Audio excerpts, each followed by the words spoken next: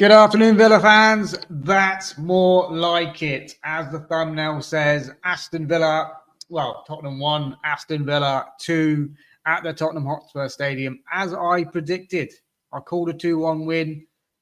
I said Buendia from the bench could do it like he did against Fulham. Not saying I've got mystical powers now, but that was a really, really good performance and an excellent result to go to Tottenham and win there. Superb. Derailing Thomas the Frank engine, really sort of shutting up some Spurs fans who, doing their combined 11s like Jamie O'Hara with Gabby Bonlahor and putting players in that had no business being there. But yeah, really, really good. Let's wind it back. I was watching this game on the go yesterday, out and about a little bit, but had it on the phone and, just checking in as well what was going on, and really good. So team lineup wise, obviously, as we expected in terms of the goalkeeper and defence. So Martinez, Cash, Digne, Powell and Konsa in the defence. Midfield, Onana put in instead of Bogard, which I felt was a little bit harsh at the time, but it is what it is. And Onana did really well. I thought he played one of his better games for us. And ahead of that, we had John McGinn playing superb as well. Gasson got the nod, and obviously Morgan Rogers as well. And then Daniel Marlon up front as Watkins. He was kind of fit to play, I suppose, but maybe didn't want to risk him. But as I said, Unai Emery put him on the bench, and him and Buendia, when they came on, made a massive, massive difference to us. So it was almost of a case of letting Gasson and Marlon kind of run their race, run them a little bit ragged, a little bit, get them a bit tired and a bit weary, and then just change it up with these two players that came on. And just really good, excellent performance. Obviously not a great start, 5 minutes in and conceding from a set piece, you can call it. Ball comes back in, free header at the far post, and Bentancur wraps his foot around it, deflects off Onana and goes in. If it didn't deflect off Onana, I think Martinez might have saved it. But it's 1-0 to Spurs. They have a chance again where Kudos sort of races clear, puts the ball in the back of the net, but the flag goes up and he's denied. And I thought that was a turning point really for us. If it went 2-0 early on in the game, because I think that was in about 15th minute or something, Kudos did that, it might have been a different, game for us. But then Villa, we had a couple of chances. Matty Cash, who I'll come on to in a moment, dragging a shot wide in the first half there, coming close though. And then Morgan Rogers getting his goal. I think it started with sort of like Gasson on the right, plays it into Rogers. Rogers tries to play a quick first-time pass into Cash, gets blocked, falls back to Rogers. And usually Rogers would look for another pass, but this time he absolutely knuckleballs it past Vicario, and it's 1-1. And Villa at that point are in the ascendancy, I suppose. We were looking good. Daniel Marlon, trying to get him in against the defender, Danso overpowering him a little bit. But I always felt that we were in the game. A little bit disappointed with Gasson, if I'm being honest. I'm not sure what he was kind of meant to be doing in the game. He wasn't sort of holding his width. He was playing more tucked in, but didn't look confident when he had the ball to take on his man. There was a couple of times where I thought, yeah, just go at him, but didn't kind of do anything with it. And but it is what it is. And overall, we've got big run of games coming now, and it's it's going to be about utilizing the squad. So Watkins obviously not starting in this game, picking up that injury with England. I felt as though he could have started, but Emery decided not to. He's gone with Marlon. Marlon, for me, not a striker, plays in the 10. Best, not from the right either. But, it's going to be certain games that are going to be for Marlon and certain games that will be for Watkins, obviously, as well. But, I thought first half we played well. Kamara, absolute colossus in defensive midfield. Onana breaking up play, getting hacked down by Paulinho and Bentancur. Not just Onana, but Morgan Rogers as well. I think everyone saw Luca Digne's ankle and a big deep cut in his ankle as well. He got a couple of rough challenges, and there was definitely physicality on that pitch and flying about. Konsa again, just superb. And Matty Cash, I've been very critical of him on this channel. You've got to say he was excellent. Man of the match, picked up the man of the match as well. That great pass out, which I'll talk about now. And just defensively, his one-on-one duels up against sort of tricky customers. I think it was like Odebear he was up against, and he did well. did well up against him. So well done, Matty Cash. Really doing well there. And I thought he was brilliant. And then second half, Spurs starting strong. Martinez called into action to make a good save. I think it's from Paulinho, I think it was. And Spurs looking a bit dangerous sort of in the beginning part of the first half. But then Unai makes these subs. As I said, Marlon and Gassana to sort of run their race. And then you had players like Buendia that could come on. Watkins came on. And it really just made a difference to the way we played. Watkins obviously playing on the shoulder, trying to run in the channels a little bit, running in behind. Buendia came on the pitch with 29 minutes. He played 100% pass accuracy. That's really, really, really strong. And, he was trying to thread through balls. He was using his body well. He was linking up well with players as well.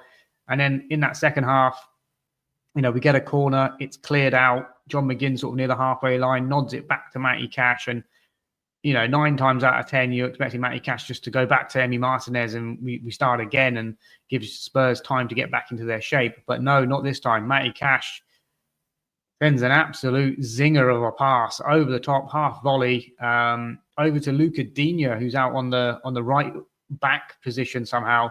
And he just performs like an Air Jordan type control with his foot, brings it down. I think the defender comes to close him down. He flicks it past him, and Buendia then picks up the ball, edge of the box. Digne makes then a good run, which takes that defender away, if you watch it. And then Buendia, it's opened up for him. And you're thinking, right, have a shot. I didn't expect him to hit it low and place it into the, inside of the goal at the far post. But Vicario unsighted. There were claims of offside, but those fell on deaf ears, and his view was obscured. But they have been critical about Vicario and being beaten from long range. It happens quite a lot apparently at Tottenham, but don't care. And Emi Buendia wraps his foot around it. He wraps his swinger around it as well, and finds the bottom corner beautifully. Lovely, lovely finish from Emi Buendia. And it's 2-1 to Aston Villa, as I predicted. And I think we were good value for that as well. I think we were the better team. We looked dangerous. Marlon had a chance in that second half early on where he sort of hits the side netting as well. Spurs didn't pose that many opportunities, really. There was a couple of little scrambles here and there, a couple of cutbacks and stuff, but nothing really, really too much to worry about. And Villa hold on. We make subs towards the end, and Martin comes on as well. Ross Barkley came on, and I thought Ross Barkley looked quite sharp when he came on. He was actually driving forward with the ball, and I thought he looked good. And yeah, just overall, it was really good. I mean, 2 players that didn't see any pitch time were Harvey Elliott and Jadon Sancho, which, whether they're going to play on Thursday against Go Ahead Seagulls, I'm not too sure. But, I think the re-emergence of Emi Buendia is what's probably keeping Harvey Elliott out. Both sort of similar build, similar type of players, you could say, like, creative. And I think it's getting to the point that we have Emi Buendia. He's already a permanent player with us. He's showing tremendous form and great bounce back ability from serious injury. And he wanted to stay here as well. He could have been loaned out again or sold permanently in the summer, but he decided he wanted to stay and fight for his place, which is the type of personality and character that you want amongst the squad. Harvey Elliott is obviously, we've got this clause where if he makes 10 appearances, I'm not sure if it's 10 starts or 10 appearances, but it's looking like 10 appearances to me because he's not getting off the bench. Then all of a sudden we have I'm not sure if it's an option or an obligation to buy him for like 35 million. Now, obviously, you've got to factor in the whole PSR point of view here. Do we play him 10 times and then pay 35 million when we've got someone already on our books in Emi Buendia who now is shining and is a similar type of player to Harvey Elliott? Is that 35 million not going to be well spent on Harvey Elliott? I mean, at the beginning of the summer when we got him and there was that obligation, everyone was like, yes, do it. Absolutely. But at the moment, and what we're seeing him not coming off the bench, it speaks volumes in terms of what could happen. It wouldn't surprise me, if he got minutes here and there and Liverpool decide to recall him in January. But let's see what can happen. There's a lot of games between now and January. I'm sure that he will get some minutes. but I'm not sure about that clause. If anyone knows, please let me know in the comments. Is it 10 starts or is it 10 appearances, like from the bench as well? So that could be something to worry about. Jadon Sancho, obviously, we've all heard about what's going on in his personal life at the moment. He did make the bench for this game, but didn't get on. And obviously, you know, again, is there contractual obligations down to appearances with his signing as well, perhaps? Maybe making it permanent if he does make a certain amount of appearances. And at the moment, he's just not getting in the team. We've got McGinn that can play. We've got Gasson that can play. Morgan Rogers can play wide. You know, Martin can play more of an advanced role if needs be. Marlon can play wide. So there are other options there, and you've got to factor in everything like that as well. So the fact that they're not getting minutes is speaking volumes. I very much imagine on Thursday we'll see a much changed lineup, given that we've got Man City on Sunday.